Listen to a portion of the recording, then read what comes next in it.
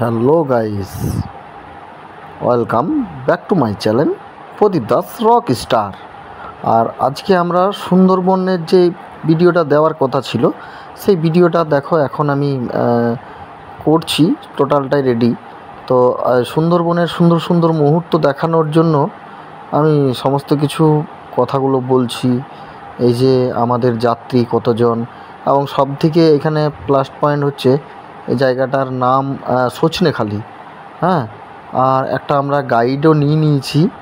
সেই গাইড দাদাকে আমি তোমাদেরকে দেখাবো এবং আমাদের সমস্ত যাত্রীকে দেখাবো। হ্যাঁ, আর এই লঞ্চটায়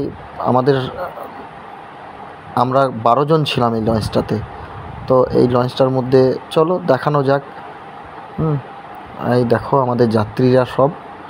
হ্যাঁ, এই দেখো যাত্রী, টোটাল যাত্রীগুলোকে আমি দেখাচ্ছি আমাদের। এবং এখানে আমি দাঁড়িয়ে দিয়েছিলাম, আমাকে ওই যে লঞ্চ চালাচ্ছে সে কাকাটা বলছে একটু সাইড দাও, আমি সামনেটা দেখতে পাচ্ছি না। এবার চলো নেক্সট আমাদের আরও যাত্রীগুলোকে দেখিয়ে দিই। এই দেখো সবাই আছি। এইটা হচ্ছে আমাদের গাইড দাদা। আর গাইড দাদা আমাকে বলছিল তুমি ভিডিও করো, বাট একটু বসো।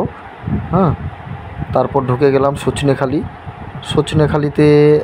এই দেখো সজনেখালিতে যাচ্ছি, কিন্তু লঞ্চ থেকে নামার পর আর ওইখানে সামনেটাই বাঁদর। তো বলছিল দেখো বাঁদরগুলোর সঙ্গে লেগো না, নাহলে তোমাদেরকেও বিরক্তি করবে ওরা। তো তাই আমরা বাঁদরগুলোকে দেখছিলাম, আমি তো ভালো করে ভিডিও করছিলাম বাঁদরগুলোকে। এই দেখো বাঁদর একটা চলে এলো সঙ্গে সঙ্গে। আমি তো প্রথমে ভয় পেয়ে গেছিলাম, তারপর আবার গেটটা দিয়ে ঢুকছিলাম, একজন দাদাকে আমি ফোনটা ধরালাম। গেটে ঢুকলাম, ঢোকার পর যাচ্ছি। এটা একটা টাওয়ার, এই টাওয়ারের উঁচুতে উঠে গেলে বাঘ মানে যত রকম জন্তু আছে এখান থেকে দেখার চান্সেসটা বেশি। তো এত উঁচু দেখো, আমি উঠতে উঠতে হাঁপিয়ে যাচ্ছিলাম, কিন্তু তাও মানে একটা এনার্জির সাথে উঠছিলাম যে না আমাকে ওপরে উঠতেই হবে এবং দেখতে হবে। কিন্তু বাইরেরটা দেখো কত কুয়াশা সেদিন, মানে কি বলবো, এতটাই কুয়াশা বেশি যে বারটা কিছু দেখতে পাচ্ছিলাম না। তাও তোমাদেরকে দেখানোর চেষ্টা করছি। এই দেখো কতটা দূরত্ব, এবং আমি তো চিন্তাধারা করেছি। এই দেখো যে কি করে দেখাবো তোমাদেরকে, তাও দেখাচ্ছি। দেখো আমরা এই সামনেটা অরিজিনাল দেখতে পাচ্ছি না চোখে থেকে, আর তোমাদেরকে তো আমি অলরেডি মোবাইলে ক্যামেরা করে দেখাচ্ছি। দেখো কতটা কুয়াশা, বুঝতে পারছো? মানে ঘোরাফেরা করছিলাম, আমার বসকে মোবাইলটা দিলাম, ও আমাকে ক্যামেরা করছিল, যদিও জানে না তাও ও করছিল খুব ভালো। ওটা আমার এইখান থেকেই গাইড ছিল, ওটা আমার গাইড বটে। ওটা ছবিটা দেখে নাও তারও। আমি দেখাবো কিছুক্ষণ পর তাকে। এইটা হচ্ছে একটা এই গাছটার নাম সুন্দরী গাছ। তো এই গাছটা খুব সুন্দর, এবং এই গাছটায় সবথেকে বড় জিনিস যে এর মূলগুলো যে ভেতরে যায় আমাদের, এগুলো কিন্তু অপরে বেরিয়ে আছে। দেখো এই দেখো নিঃশ্বাস নেওয়ার জন্য এই মূলগুলো, কিন্তু ছড়িয়ে ছিটিয়ে যেতে পারিনি যেহেতু বাঁধিয়ে দিয়েছে গাছটাকে, চারপাশে বেঁধে দিয়েছে সিমেন্ট দিয়ে। এটা হচ্ছে সুন্দরবনের ম্যাপ। তারপর আবার ওইখান থেকে বেরিয়ে গেলাম। দেখো বাঁদরটা কেমন ফুল খাচ্ছিল, জলের মধ্যে ফুলগুলো বেঁচে এসেছে, সেই ফুলগুলো খাচ্ছিল। কোনো গাছের ফুল পড়েছে সেই ফুলগুলোকে খাচ্ছিল। এটা হচ্ছে বনদেবী। এখানে পুজো দেওয়া হয় যে যাতে বাঘ না বেরোয়। আর আমরা তো অলরেডি বাঘ দেখতেই গিয়েছি। ওইখানকার মানুষ চাই ওই দেবীকে দেখে যাতে বাঘ না বেরোয়, তার জন্য ওই দেবীকে পুজো করে। আর আমরা এমন একটা মানুষ ওয়েস্ট বেঙ্গলের যে ওইখানে বাঘ বেরুলে আমরা খুশি হচ্ছি, কিন্তু ওইখানে মানুষের জন্য খুব দুঃখিত। অনেক অঘটন ঘটে তাদের জীবনে, তাদের অনেক সাথীকে হারাতে হয়েছে। তারও একটা ঘটনা রয়েছে ভালো রকম। দেখো ঘন জঙ্গল, পেরোচ্ছি, এত ঘন জঙ্গল যে বলার কিচ্ছু নেই। ভেতরটা তো সামান্য দেখতে পাচ্ছি না, লঞ্চটা এত ধারে নিয়ে যাচ্ছে, মানে এত জঙ্গল, ঘন জঙ্গল যে ভেতরটা, বুঝতে পারছো বস? পুরো অন্ধকার, দেখেই দিনে ভয় পেয়ে যাচ্ছি। মানে ওইখানে বলার কিছু নেই। আমাকে যদি শুধু নামিয়ে দেয় আমি এমনিতেই মরে যাব। মানে এত ঘন জঙ্গল, আর গাছপালাগুলো আমাদের সঙ্গে এইদিকে যে গাছপালা, ওইদিকে একটাও গাছপালা ওই রকম নয় যে বিভিন্ন ধরনের গাছ, সেই ধরনের কোনো গাছ নয়। সব অচেনা গাছ যে গাছগুলো রয়েছে, এই গাছগুলো আমি চোখেই দেখিনি জীবনে।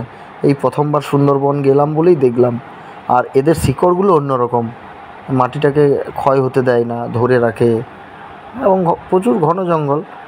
ভালো লাগছিলো এখনও দেখো বর্ষতে কত জল আর জল, জল আর জল, জলেই শুধুমাত্র যাচ্ছি 24 ঘন্টায়, জলেই যাচ্ছি, তার মধ্যে খাওয়া দাওয়া, তার মধ্যেই সমস্ত কিছু।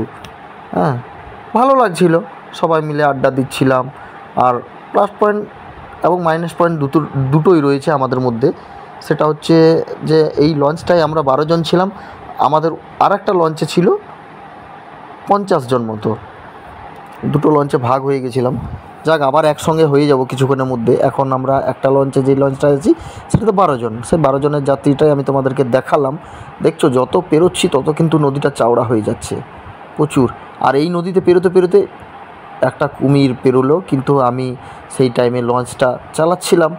যাক, আমি সেই টাইমে ক্যামেরাটাকে রেডি করতে পারিনি, তাই আমি কুমিরটাকে অরিজিনাল নিতে পারলাম না। এবং দৌড়ে ড্রাইভার দাদা এলো, তাড়াতাড়ি সঙ্গে সঙ্গে অন্যদিকে কাটিয়ে দিল।